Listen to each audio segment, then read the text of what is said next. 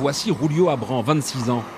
Le 12 mai 2019, la vie de ce jeune homme qui se destinait à une carrière de footballeur bascule.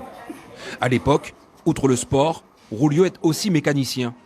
Et c'est lors d'une intervention que l'accident survint. Une machine d'une demi-tonne lui tombe dessus, sa colonne vertébrale se brise en 2 endroits et sa moelle épinière est touchée. Après 1 an et demi d'hospitalisation en Martinique, il est de retour chez lui en Guyane pour se ressourcer et poursuivre sa préparation physique et mentale, avec pour objectif la pratique du handisport à haut niveau. Julio souhaiterait participer aux épreuves d'athlétisme sur 100 et 200 mètres. Depuis 10 jours, il voit son coach 3 fois par semaine. Un défi pour les 2 hommes. Les exercices de renforcement s'enchaînent.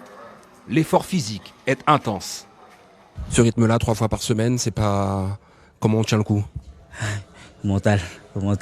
Parce que derrière, il y a quelque chose à faire, quelque chose de merveilleux à faire. Donc, c'est là, il faut se faire mal. C'est là.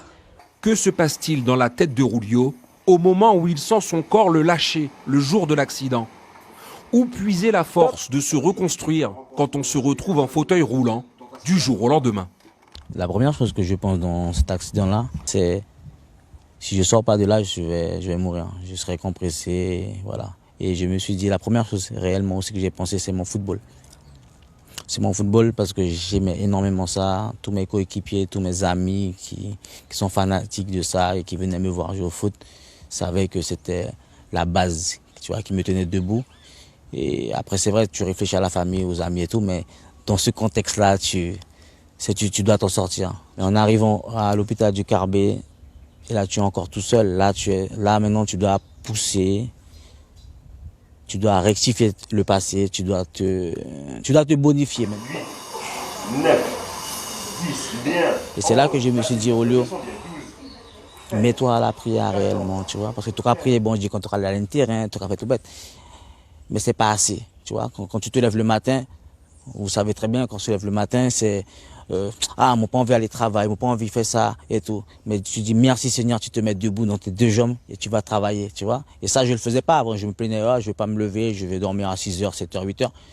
Et je disais jamais merci Seigneur, je me lève. Et aujourd'hui, tous les matins, je me levais, je me disais merci Seigneur. J'ouvre les yeux, même si ça bouge pas. Mais chaque jour, faut avancer. Cet accident-là, il faut l'accompagner. Si tu n'accompagnes pas cet accident-là, tu ne pourras pas entrevoir l'avenir. Tu vois, parce qu'il faut accepter. Moi, j'ai accepté parce que je n'ai pas le choix. Parce que sinon, je ne serais même pas là, retourner en Guyane, me ressourcer et être en préparation. Ce qui m'empêche de rentrer en Guyane, c'est ça, les structures. Que je me sente bien, que je me sente chez moi, que je puisse me déplacer. Donc, j'ai une équipe qui m'attend en Martinique, qui me fait confiance. Même l'hôpital du Carbet est prêt à me soutenir, comme le petit jeune homme aussi qui m'a fait le déclic de ça. Donc je parle sur ce projet-là, cette mission-là qui me tient à cœur de faire parce que j'ai pas pu être peut-être footballeur. Mais après ça, il y a quelque chose de meilleur qui m'attend. Tu vois, je te dis ça, j'ai des frissons, il y a quelque chose de meilleur. Et je suis motivé. Je veux me faire mal avec ma canne pour arriver à me surpasser, de briller, d'être exceptionnel. Julio a de nombreux projets, sportifs, professionnels, pour lui, pour les autres. Un exemple de